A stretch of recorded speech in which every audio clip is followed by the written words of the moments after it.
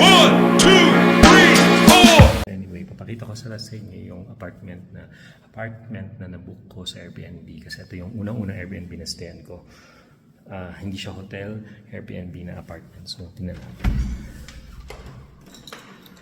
So, yung una, makikita mo dyan, parang may maliit na upuan, like tiny.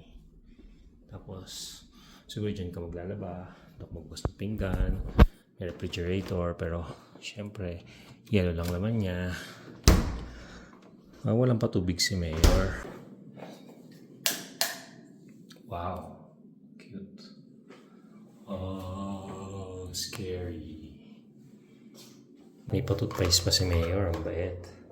Meron pa siyang Dove. Ang taray. Oh, di ba? Ang homey niya. May TV ka. Internet. Oh, di ba? Ang ganda ng motif. Yan. Tapos may view ka ng city. Parang nakatakot buksan yung bintana. Ayan ang view niya. In fairness, ang ganda. Oh. Kain na tayo ng dinner. Ang dinner ko ngayon, as I said, magluluto ako na lasagna. So guys, anong thoughts ko sa Ecuador? Honestly, sa Quito, napakaganda niya.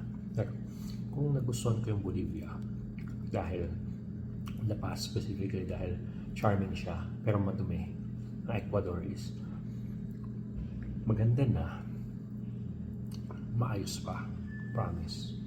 Bakit sinasabi ng mga tao dito na delikado? Ang sagot dyan, di ko alam.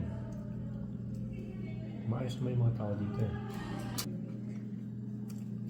By the way, guys, ang -1 sa Bolivia, -10 actually, yung tinirahan ko doon, may bed bugs, may mga surot.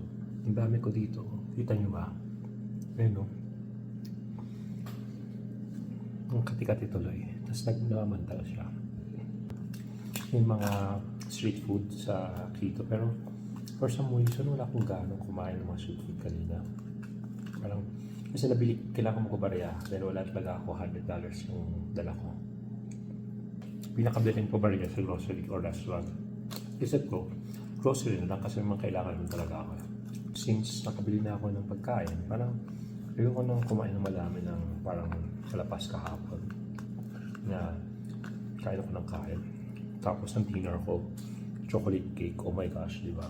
Meron pala ako na-discover dun sa mga miles na yan, yung gold card, Avianca. Part sa Avianca, napaka-cheap nila na Star Alliance kasi parang kinadesek na yung business class. Ngayon kung business class ka, baka business class ka lang by upuan. Pero wala kang business class na reputation. Kumbaga pagdating mo sa lounge, doon ka sa hindi ka makapasok. In short, buti na may Star Alliance ako. Naintindihan ko naman. Pero ang point is, pag binili mo ng business mo na lahat. Huwag nang ganyan na pa may pang-complicate pa ng tao. Tapos, wala man lang pakain, maski patubig, napaka-salbahin ng Avianca. I hate them. Pinakamalaking problema ko is yung flight ko tomorrow to Bogota na walang baggage, nakakaloka. Pero may baggage yung Bogota to Quito, so how does that make sense? So, kailangan maaga tayo tomorrow para tayong Cinderella. Pero lunchtime. Kaya 12 o'clock na sa bahay kasi kailangan na umalis.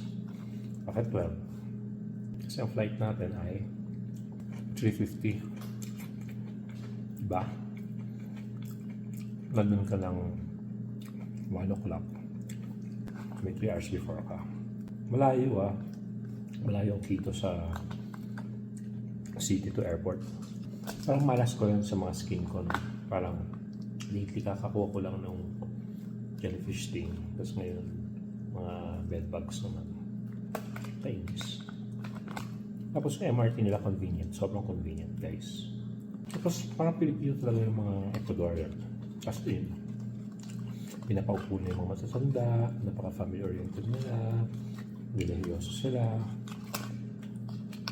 mabilis ang tawa nila, mahigong picture. Parang, feeling ko, parang tukayo natin itong Ecuador. Feeling ko talaga. Mabait sila eh. Tatangay na.